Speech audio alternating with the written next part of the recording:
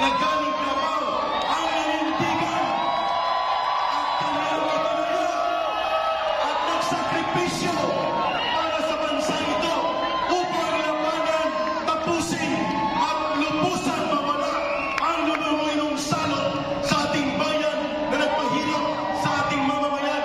Ang CBP, NPA, NDN, walang iba, si Pastor Kibuloy at ang laban kasama ang bayan. Ito'y laban ng mamamayan kasama si Pastor Kibuloy. At dahil naiksilan po ang oras namin, dalawang maiksing linya ng awitin ang aming ilalahad sa entabladong ito. Ang isa ay para sa mga botanteng mamamayang Pilipino.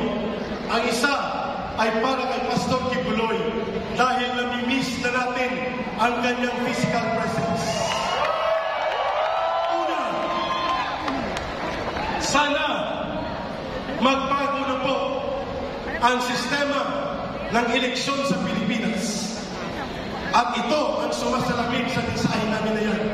Sana na nakawan na at na-hold up si Juan, ngunit ang hold upper pa ang pinasalamatan, nabaon sa utang ang bayan ni Juan, ngunit ang nagnakaw